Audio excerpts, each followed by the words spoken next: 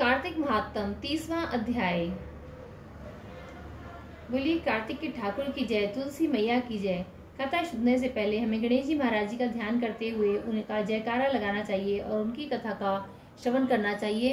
हाथ में फूल चावल लीजिए और कथा सुनते समय कहानी का हुंकारा जरूर भरना चाहिए। बोलिए गणेश जी महाराज की जय। एक बार एक गुड़िया थी।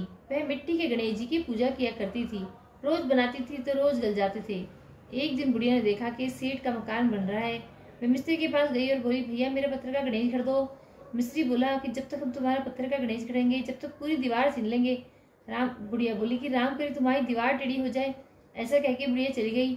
शाम को सेठ आया तो उसने पूछा कि आज कुछ भी काम नहीं किया। तो मिस्त्री बोला कि बुढ़िया आई थी, कह रही थी मेरे पत्थर का गणेश कर दो, हमने नहीं गढ़ा तो कह गई तुम्हारी दीवार टेढ़ी हो जाए। तब से दीवार टेढ़ी हो जाती है, ढानी पड़ती है। सेठ ने बुढ़िया को बुलवाया और कहा कि हम तुम्हारे सोने के गणेश जी गढ़वा देंगे, तुम हमारी दीवार सीधी करा दो। सेठ ने बुढ़िया को सोने के गणेश जी गढ़वा दिए। उसकी दीवार सीधी हो गई। जैसे सेठ के बेड़े काम सीधे करे ऐसे हम सबके करना, कहते सुनते हुंकारा भरने वालों के करना।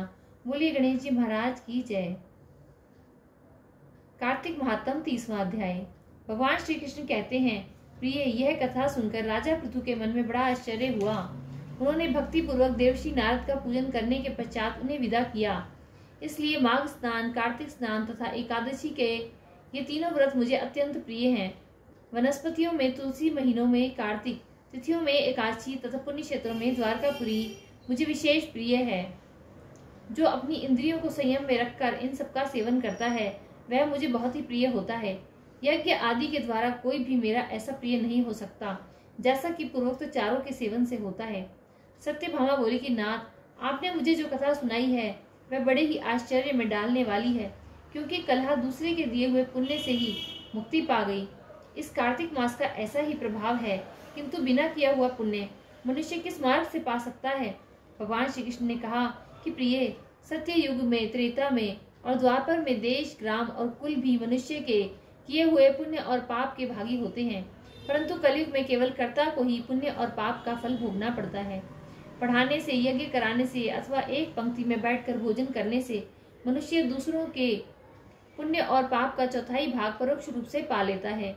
एक आसन पर बैठकर, एक सवारी पर चलने, श्वास का स्पर्श होने और परस्पर अंग सटसाने से भी पुण्य पाप के छठे अंश का फल का भागी होना पड़ता है। स्पर्श करने से, बातचीत करने से तथा दूसरे की स्तुति करने से भी मानव पुण्य पाप के दशमांश को ग्रहण करता है। जो दूसरे की निंदा करता, चुगली खाता और उसे धिक्कार देता है वह उसके किए हुए पातक को स्वयं लेकर बदले में अपने पुण्य को देता है। एक पंक्ति में बैठकर भोजन करने वाले लोगों में से जो किसी को परोसने में छोड़ देता है उसके पुण्य का छठा अंश उस छोड़े हुए व्यक्ति को मिल जाता है। जो धर्म के उद्देश्य से दूसरे मनुष्य से धन की याचना करता है उसके पुण्य कर्म के फल को धन देने वाला व्यक्ति भी पा जाता है। जो दूसरे का धन चुराकर पुण्य कर्म करता है उसका फल धनी को ही मिलता है, कर्म करने वाले को नहीं। राजा अपनी प्रजा से, गुरु शिष्य से, पति अपनी पत्नी से तथा पिता अपने पुत्र से पुण्य पाप का छठा अंश प्राप्त करता है। स्त्री भी यदि सदा अपने पति के मन के अनुसार चले और सदा उसे संतोष देने वाली हो तो वह पति के पुण्य का आधा भाग प्राप्त करती है। इस प्रकार दूसरों के किए हुए पुण्य और पाप बिना दिए भी सदा आते जाते रहते हैं। इस विषय में एक इतिहास है जो बहुत ही उत्तम है और पुण्यमय बुद्धि प्रदान करने वाला है। वह 31वें अध्याय में दिया गया है। बोलिए कार्तिक के ठाकुर की जय, तुलसी मैया की जय।